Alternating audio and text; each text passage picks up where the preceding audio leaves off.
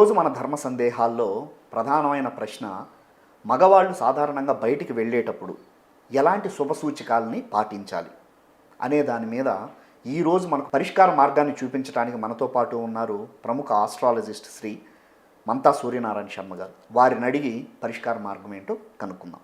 నమస్కారం గురువు గారు. నమస్కారం అండి. శుభం వ్యాధం. ఈరోజు మన ధర్మ సందేహాల్లో ప్రధానంగా మగవాళ్ళు సాధారణంగా బయటికి వెళ్ళేటప్పుడు ఎలాంటి శుభసూచికాలని పాటిస్తే మంచిది, అసలు ఇలాంటి శుభసూచికాలు పాటించటం వల్ల సరైన ఫలితాలు వస్తాయంటారా, వీటిని నమ్మచ్చా? ఇప్పుడు హిందూ సాంప్రదాయంలో మనం విన్నాము, భగవంతుడు నమ్ముతాము. అటువంటి పరిస్థితుల్లో ఎంత మానసిక ఒత్తిడి ఉన్నా కూడా ఉద్యోగం అనేది పురుష లక్షణం అన్నారు. ఏదో ఒక క్రియ చేసుకుంటూ ధర్మంగా డబ్బు సంపాదించాలి, భార్య పిల్లలు పోషించుకోవడం అనేది బాధ్యత కాబట్టి బాధ్యతగా చేసుకోవాలి. ఇదంతా సవ్యంగా జరగాలంటే బయటికి వెళ్ళాలి. బయటికి వెళ్ళి ఏదో రకమైన తన వృత్తిని చక్కగా చేసుకుంటూ రావాలి.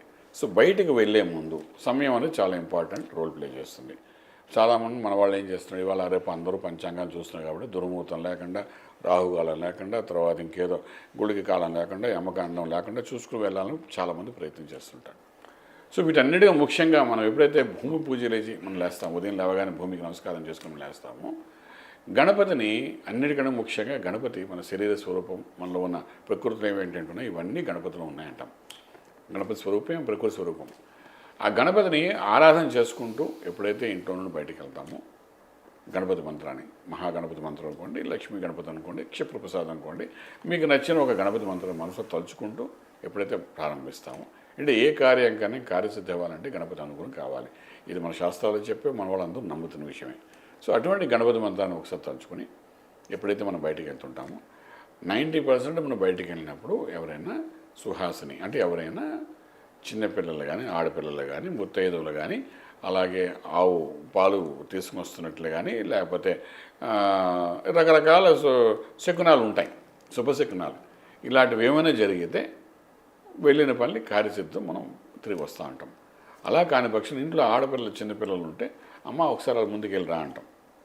అంటే ఆడపిల్ల అనేది శుభసూచకం, కన్య అనేది ఎదురొస్తే శుభం జరుగుతుందని చెప్పి ఒక నమ్మకమే కాదు, విశ్వాసమే కాదు, అది జరుగుతుంది. అమ్మవారి స్వరూపం మనకు ఎదురైంది అనుకుంటాం. అంచేత అలాగా మన ఇంట్లో ఆడవాళ్ళు ఎవరైనా ఎదురొచ్చే అలవాటు కానీ చేసుకుంటే మనం బయటికి వెళ్తే 90% నెగిటివ్ జరగకుండా, అంటే ఇబ్బందికరమైన పరిస్థితి ఏర్పడకుండా మనం తిరిగి మన ఇంటికి రావడం జరుగుతుందన్నమాట. అంటే ఇది ఒక శుభ సూచకంగా జరుగుతుంది. ఒక్కొక్కసారి తాత్కాలికంగా అంటే యాదృచ్ఛికంగా కొన్ని సంఘటనలు జరుగుతుంటాయి. మనం బయటికి వెళ్తుంటే పిల్లి ఎదురవుతుంటుంది తెలియకుండానే, పక్కింటి పిల్లి ఏదో అలా పరిగెట్టుంటుంది, వాళ్ళు ఎవరో తుమ్ముతుంటారు. ఇది నమ్మకం కాదు, ఇది నిజం కూడా. మూఢనమ్మకాలు వేరు, నమ్మకం వేరు. సో నమ్మకం వరకు మనం వెళ్ళొచ్చు, మూఢనమ్మకం వరకు వెళ్ళక్కర్లేదు. మనం హిందూ సాంప్రదాయం ఉన్నప్పుడు నమ్మకం అనేది సహజం, మూఢనమ్మకం వరకు వెళ్ళక్కర్లేదు. సో అలాగ ఎవరైనా తుమ్మినప్పుడు కానీ, లేకపోతే ఎదురు పిల్లి వచ్చినప్పుడు కానీ, ఇలాంటప్పుడు అంటే ఒక నిమిషం ఆగి వెళ్ళండి. అంటే అవి ఇండికేట్ చేస్తున్నాయి, ఈ గడియలు బాగోలేదు, ఒక నిమిషం ఆగు అని ఇండికేట్ చేస్తున్నాయి. అవి మంచి చేస్తున్నాయి మాకు, అదే తప్పు చేయండి. ఇలాంటివి ఏమైనా ఉన్నాయా ఏమిటి అంచేత వివాహం చేసేటప్పుడు కూడా మనకి ఏం చేస్తారంటే తాళిబొట్టు కట్టేటప్పుడు మ్యూజిక్ మన సన్నాయి మేళ గట్టిగా వాయించమంటారు. ఎక్కడ ఏదైనా ఇలాంటి శబ్దాలు మన చెవులు పడకుండా ఉండాలి. అబ్బా నిజమండి, అసలు గట్టి మేళానుకున్న ఇదే మెయిన్ గాను. ఈ ఎప్పుడైతే ఈ సౌండ్స్ మనం చేస్తామో, అంటే వీళ్ళందరూ సన్నాయి వాళ్ళు మోగిస్తారో, లాస్ట్ మినిట్లో గట్టిగా డ్రమ్ కొడుతుంటారు, ఇంకా విపరీతంగా ఆ సౌండ్లో మనకి ఇంకేం మంత్రాలు వినబడవు, అలా ఉంటుంటాయి. అలా చేయడంలో కావాలంటే ఆ జీవిత భాగస్వామి వస్తుంది, ఈయనేమో శతమానం గడుతున్నాడు చక్కగా, ఈ టైంలో కరెక్ట్ ముహూర్తం అదేనండి. ఆ టైంలోని ఎవడో ఒక మూలని ఓ తుమ్మేడు మనకి వినబడకూడదు. ఇవన్నీ కూడా ప్రపంచంలో అక్కడ జరుగుతాయి. అదేనండి, జరుగుతానే ఉండదు. ఎవడో తుమ్ముతూనే ఉంటాడు, లేకపోతే ఇంకేం జరుగుతుంటాడు. అటువంటి శబ్దాలు మన చెవుకు వినకుండా ఉండడానికి కోసమని ఆ మంగళసూత్రంలోని ఇవన్నీ మనం కొడతాం, అంటే మనకు వినకుండా ఉండాలని. అది సో అలాంటిది మనం బయటకు వెళ్తున్నప్పుడు ఎవరైనా తుమ్మారు అంటే జరగబోయే కార్యంలో ఏదో కొంచెం ఆటంకాలు దోషం ఉంది, కొంచెం ఉంది. ఆటంకం ఈ ఉంది. సమయానికి ఈ గడియకి దోషం ఉంది, నువ్వు ఆగు ఒక నిమిషం ఆగు. అని ఇండికేట్ చేస్తున్నాం. అప్పుడు ఒక నిమిషం ఇంట్లో ఆగి ఒక గ్లాస్ మంచినీళ్ళు తాగేసి మళ్ళీ బయలుదేరుతుంటాం. మంచిది. ఈ ప్రొసీజర్.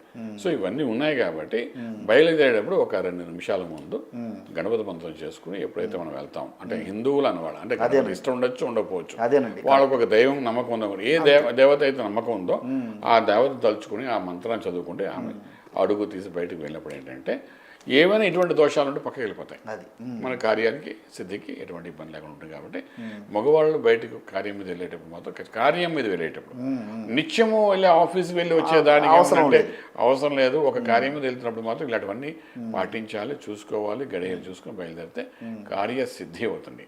సిద్ధి అవ్వడం కోసం మనం వెళ్తాం అంతే తప్ప అలా వెళ్ళి టైం పాస్ చేయడానికి వెళ్ళాం కదా. ఒక వివాహ సంబంధం చూడడానికి వెళ్తున్నాం, పని అవ్వాలని వెళ్తాం. అంతేగాని వెళ్ళి కబుర్లు చెప్పి వచ్చేది ఆఫీస్ అంతా రోజు వెళ్ళి వచ్చేది. ఇవాళ ఏం చిరాకుంటే రేపు బాగుంటుంది. అంతేనండి, అంతే. ఇలాంటి కార్యసిద్ధి కోసం మనం వెళ్ళేటప్పుడు మాత్రం ఈ సూచనలన్నీ పాటించాలి మగవాళ్ళు. ఎందుకంటే ఇంటి యజమాని మగవాడు కాబట్టి పాటించి, లేదంటే ఇంట్లో ఉన్న సుకుమారి చిన్న పాప ఎవరంటే బాల ఉంటే ఆ బాల అమ్మవారిని స్వరూపం అనుకుని ఎదురు రమ్మా అని చెప్పి, లేకపోతే ఒక గిన్నె నీళ్ళతో ఎదురు రా అని చెప్తాం. అంటే కుండ నీళ్లతో ఎదురు వచ్చినా అది శుభసూచకం అంటాం. అలాగే పాల ప్యాకెట్లో వచ్చేవాడు ఎవరైనా వస్తే పాలు పట్టుకుని వస్తుంటారు. గోమాత ఎదురేనంటే ఇంకా శుభసూచకం అంటాం. అదే మనకు యాదృచ్ఛికంగా కొన్ని శుభ సూచనలు కనబడుతుంటాయి, మనం ఊహించుకోం. మనం బయటకు వెళ్ళి కింద ఎదురుకుంటే చూస్తే పాలవాడు ప్యాకెట్ వేసుకుని వస్తుంటాడు, ఇంకేం బ్రహ్మాండంగా ఉంటాం. అలాగే మనం బయటకు వెళ్ళగానే 2-3 చిన్న కన్నెపిల్లలు పరిగెట్టుకుంటూ మన ఇల్లు దాటి వెళ్ళిపోతూ ఉంటారు, మనకు ఎదురవుతుంటారు. అది కూడా శుభసూచకమే అంటారు. సో మన యాదృచ్ఛికంగా జరిగే కొన్ని ఉంటాయి, మనం అంతటా మనం క్రియేట్ చేసుకుని అలా చేసుకుంటూ వెళ్తే కార్యసిద్ధి జరుగుతుంది చెప్తాం. ధన్యవాదాలు గురువుగారు. శుభం వ్యాధి. సో చూశారు కదండి, ఈవేళ ధర్మ సందేహాల్లో కార్యసిద్ధికై బయలుదేరిన మగవారు ఎవరైతే ఉంటారో వారు ఖచ్చితంగా శుభసూచికల్ని పాటించి తీరాలి అంటున్నారు గురువుగారు. సో ఈ వీడియో కనుక మీకు నచ్చినట్లయితే లైక్ చేయండి, షేర్ చేయండి. మీ సందేహాలు ఏమైనా ఉంటే సందేశాల రూపంలో మాకు అందించండి. మీకు మరిన్ని పరిష్కార మార్గాలు గురువుగారు చూపెడతారు. నమస్కారం.